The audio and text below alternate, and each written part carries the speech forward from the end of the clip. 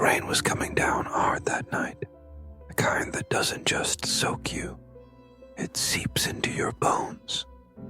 I had just finished a long shift on the construction site, boots caked in mud, back aching, and my mind weighed down with thoughts I couldn't shake. My divorce papers had arrived that morning, 6 years gone like dust in the wind. I didn't even know why I opened the envelope. I already knew what it said, just like I already knew I'd be spending the night alone again, in a silent apartment that still smelled like her perfume in the closet. I cut through the alley behind the diner, the one I used to take with her when we'd sneak out after midnight shifts for greasy fries and a shared milkshake. That's when I saw him, slumped under the awning, wearing a jacket that had clearly seen more seasons than I had. His beard was wild, his hands cupped around something invisible, maybe hope. I kept walking. It's what I always did. Everyone does. But then I heard him say, "Hey man, you okay?" I stopped. It wasn't what I expected. I mean, shouldn't I be the one asking him that? I turned around. He was smiling, not in a creepy way, just warm, like he'd seen me drowning and wanted to toss me a rope made of nothing but words. "You look tired," he said. "Long day." I don't know what possessed me, but I answered. I said, "Yeah, something like that." He nodded. "World's heavy sometimes. Want to sit a minute?" I didn't plan on sitting, but I did. I sat next to a homeless man in the rain because, for the first time in months, someone had asked me how I was without needing anything back. He introduced himself as Elijah, said he used to be a welder before life got complicated. Divorce, layoffs, a few wrong turns. Sounded familiar. He didn't pity himself. He didn't preach. He just talked, like an old friend you hadn't seen in years, who remembered who you used to be even when you forgot.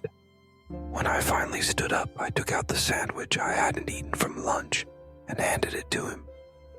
"You sure?" he asked. I nodded. He smiled and said, "Funny, sometimes when you think you have nothing left to give, that's when you're really giving." I walked home that night without noticing the rain. Something had shifted. Not much, just a crack in the wall I'd built around myself. The next day I looked for Elijah again, but he was gone. Just an empty stretch of sidewalk, a cigarette butt still warm in the corner.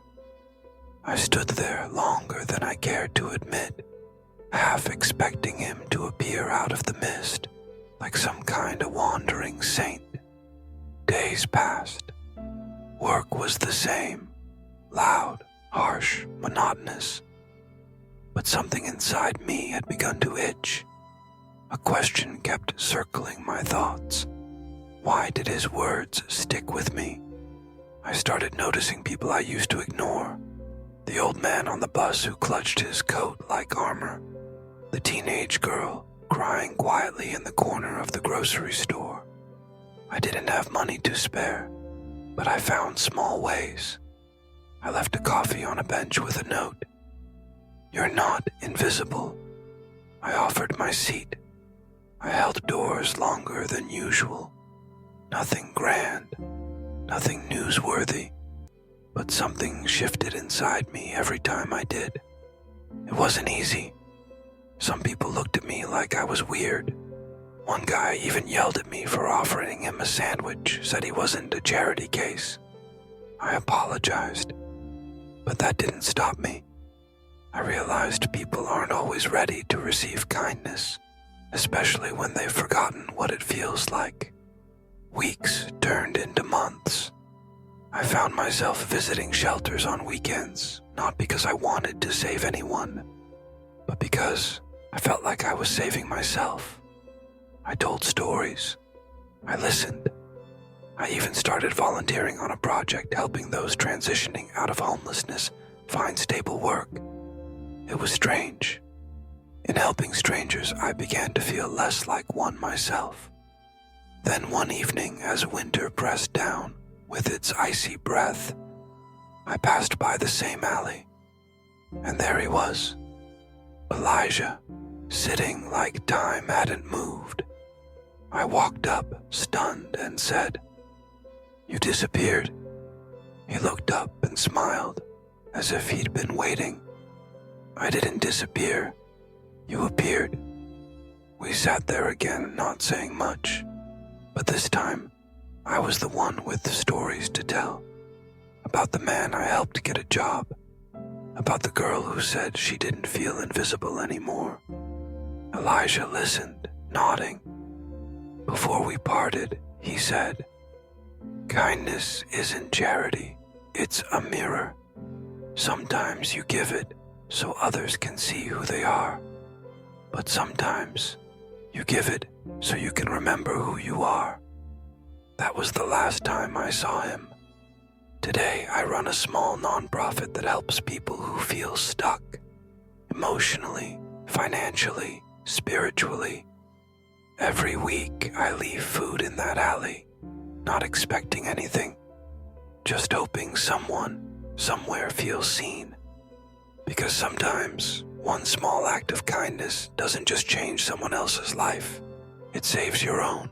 If this story moved you, feel free to like, share, or comment below.